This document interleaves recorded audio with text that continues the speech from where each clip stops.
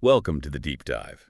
We're kicking off a focused exploration today, one specifically designed to cut through the noise and get you straight to the core of a really powerful piece of work. Yeah. Think of it as your express lane to understanding Napoleon Hill's Think and Grow Rich, particularly those foundational ideas laid out right at the beginning. Exactly. You've shared your sources, and we've zeroed in on the tributes, the prefaces, and the first chapter of Hill's classic. Right. Our mission is basically to pull out the vital insights, the core philosophy he presents, and those crucial initial steps towards achieving what he calls riches. And we want to do this in a way that's, engaging and clear, giving you that aha moment without getting bogged down. Absolutely. And it's important to remember that the bedrock of research here, Hill spent decades, literally decades, Yeah. analyzing the lives and methods of over 500 remarkably successful people. And this whole thing kicked off because of Andrew Carnegie, right? Yeah. His own secret to wealth. Precisely. A secret Carnegie challenged Hill to figure out and then, crucially, share with the world. So what we're diving into here is some pretty distilled wisdom from a massive amount of real-world success. Yeah, distilled is a good word for it. And for you, someone looking to get this knowledge quickly and thoroughly, we've structured this to be exactly that. We'll balance the essential summaries with, those memorable stories and examples that really make these principles stick. Okay, so let's get right to it then. The book starts with a really direct question aimed right at the reader. What do you want most? And then it lists things: money, fame, power, contentment, peace of mind, happiness, all the big ones. Right. But what struck me immediately is how Hill follows that up. He says the 13 steps he outlines offer the shortest dependable philosophy for achieving any definite goal. That's key, isn't it? It's not just about the cash. Exactly. That's a critical point. The emphasis isn't solely on, material wealth. Hill frames these steps as a universal philosophy you can apply to pretty much any clear goal you have. It really makes you think about the power of just figuring out what you truly want, articulating it. That's the starting point, isn't it? That clarity of purpose. Right. And then, boom, the book shifts immediately to how to actually use it effectively. We get some really practical advice here from Dr. Miller Reese Hutchison. Edison's colleague, yeah. Right. His suggestion is treat Think and Grow Rich like a textbook. Study it slowly, maybe just one chapter a night. Underline things. Yeah, underline the sentences that really hit home and then go back and review them.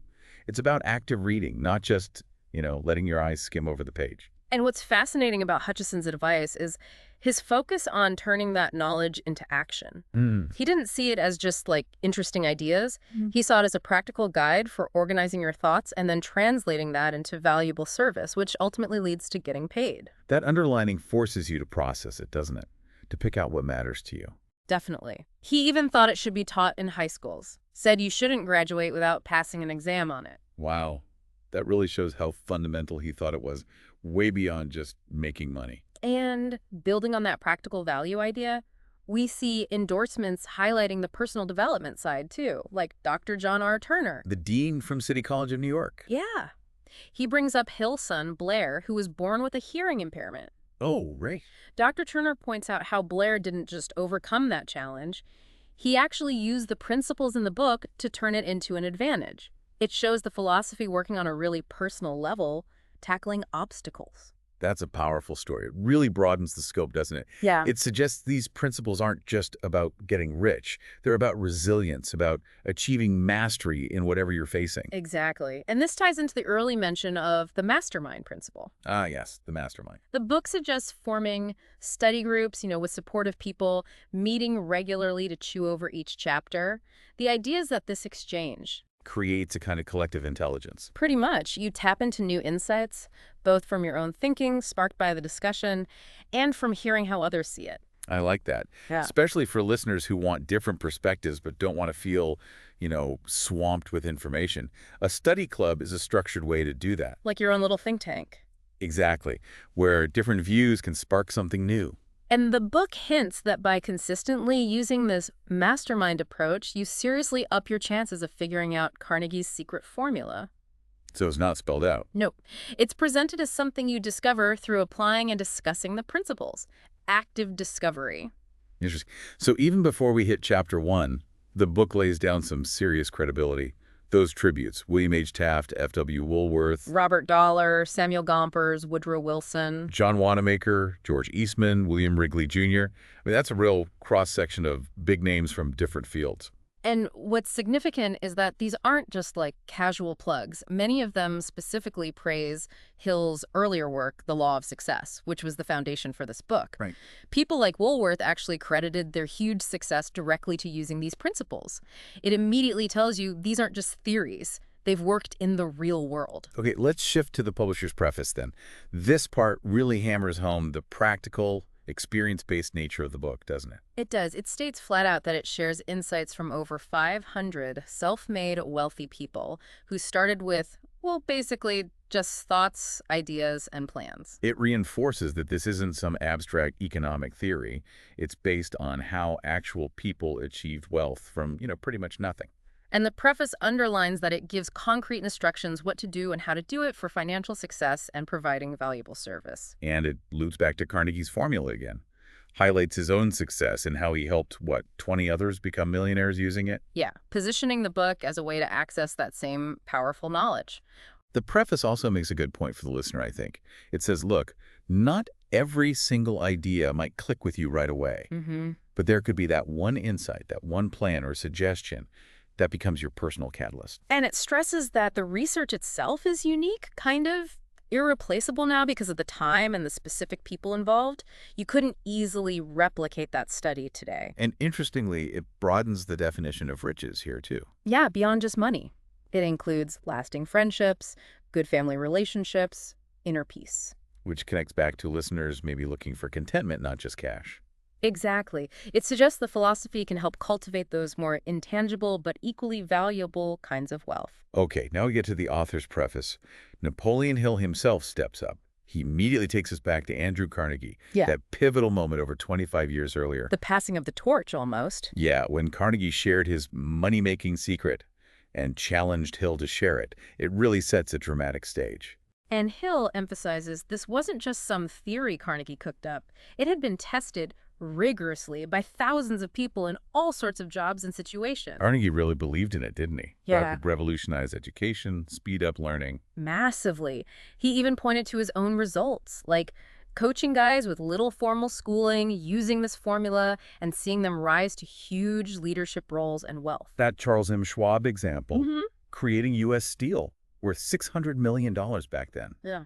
That's a staggering proof point. And Hill gives other examples, too, showing its versatility. A clergyman increasing his income, a tailor turning his business around. Right, people finding totally new career paths, even political success. It shows the principles work way beyond just typical business scenarios. But the really intriguing part is where Hill says the secret is in the book, woven throughout but never explicitly named. Yeah, that's clever. It's like you have to find it for yourself when you're ready. Like Carnegie wanted each person to have their own aha moment. It definitely makes you want to read more closely, doesn't it? Engage more deeply. Yeah, for sure. Hill even shares the story of his own son finding the secret in Chapter 2 and achieving success early on. It's like saying, hey, this hidden treasure, it's closer than you think. And the impact seems bigger than just personal gain. Wilson using it during WWI? And Quezon for the Philippines' independence. It shows these ideas can drive massive, large-scale change, too. Hill stresses that finding it needs active searching, and it comes in two parts. And one part you already have if you're ready. Then he points to Edison, Wanamaker, Henry Ford giants, who achieved incredible things with limited schooling, suggesting that desire and understanding these principles beat formal education alone. The author's preface really builds this sense of anticipation. Hill says the secret will practically jump from the page when you're ready, and that moment will be a major turning point. And he ends with that big clue. All achievement, all earned riches have their beginning in an idea. Directly saying you've already got a piece of it inside you, your thoughts. Which is the perfect lead-in to Chapter 1, isn't it? Thought are things. Hill immediately hammers this home. Thoughts, when backed by purpose, persistence, and that burning desire, can literally turn into riches. And the first big story is Edwin C. Barnes, the man who thought his way into partnership with Thomas Edison. Yeah, and Hill stresses Barnes didn't just want to work for Edison, he wanted to be his business associate. That specific, definite purpose was key. The way he got there. I mean, no connections, no money for a train ticket. But that desire was so strong, he just hopped a freight train. Blind baggage. That immediate, bold action shows the intensity. And Edison remembered him, right? Said he looked like a tramp. But had that look of determination. Edison recognized it. He'd seen that deep desire, that willingness to risk everything lead to success before. So he gave him a shot because of that resolve. What Edison said then is crucial, I think. He said what Barnes looked like mattered less than what he thought. Exactly. His appearance, his skills at that moment weren't the main thing. It was the conviction, the focused intention. Hill implies if people really got that, the rest of the book might be optional. It shows how vital mindset is. Now, Barnes didn't get the partnership right away. He took a low-level job. Seemed insignificant, right. But it put him in the orbit, gave him a chance to prove his commitment, his value. And months passed. On the surface, maybe nothing seemed to be happening. But Hill stresses inside Barnes's mind something critical was happening. He was constantly intensifying his desire to be Edison's partner. That unwavering focus is essential, even if it's invisible. And then Hill drops that principle. When one is truly ready for a thing, it puts in its appearance. Barnes stayed ready, kept that intense desire burning. And the opportunity showed up, seemingly out of the blue. He didn't give up, didn't lower his sights. And the opportunity itself wasn't obvious, was it? It was that new dictating machine. The Ediphone, yeah. Edison's own sales team wasn't keen on it, which is a huge point. Opportunity often comes disguised, maybe looking like a problem or something unremarkable. But Barnes saw the potential. He saw the market, convinced Edison, and got the national distribution deal. Which led to that famous slogan, made by Edison and installed by Barnes, and the partnership he'd visualized for so long. It's an amazing story. He literally thought himself into a partnership and a fortune, starting with just desire and determination. It perfectly shows the book's core idea. Intangible thoughts plus principles equals tangible results. Then Hill contrasts this with Are You Darby and the 3 Feet from Gold story. The classic cautionary tale. Right. Illustrates a super common reason for failure. Quitting when things get tough, mistaking temporary defeat for permanent failure. So Darby's uncle goes west for the gold rush, finds a vein, ships some more. Things look good. Initially, yeah. Then the vein disappears, they get discouraged, maybe didn't know enough about geology. And they quit, sold the equipment for scrap. Just gave up. But here's the kicker, right? The guy who bought the machinery, The junk man. he had the sense to get expert advice, consulted a mining engineer. And the engineer figured it out. Yep. Knew about fault lines, calculated the vein was probably just 3 feet? 3 feet beyond where they stopped digging. Unbelievable. And it was. The junk man, just by getting advice and not quitting, made millions from that same mine. It really drives home persistence, seeking counsel, and the cost of giving up too soon. And Are You Darby, who was just a kid then, never forgot that lesson. It changed his life. Years later, selling life insurance, he realized that early failure taught him desire can be turned into gold. He decided no from a prospect would never stop him. So that stickability came directly from seeing his uncle quit 3 feet away. Absolutely. That painful lesson fueled his incredible success in insurance. He understood setbacks are often temporary, and the big win might be right after you feel like quitting.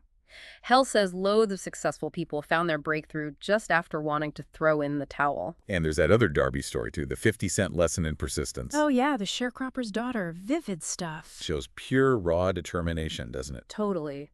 This little girl needs 50 cents. Her mom is owed by Darby's uncle. The uncle tries to brush her off, gets gruff, even threatens her. But she just stands her ground. Plants her feet and belts out, "My mammy's gotta have that 50 cents. Just sheer, unwavering conviction. And the uncle, stunned, just pays her. Darby saw that and was blown away, right, by how this kid basically mastered an adult through pure will. He sensed some strange power, even if he couldn't name it then. Later, telling Hill the story, it clicked. And Hill explains that power is related to the book's principles. Directly. The child, probably unconsciously, tapped into a force through intense desire and absolute persistence. It's a simple, real-world demo of how resolve works, even against obstacles. Darby himself said that lesson helped him massively in his insurance career. He'd remember that kid's determination when facing rejection. Yeah, found motivation in it. And he came to see the 3 feet from gold disaster as a blessing in disguise. Because it taught him persistence. Exactly. It imprinted that lesson indelibly. He saw both failure and success came from experiences, but the key was analyzing and learning from them.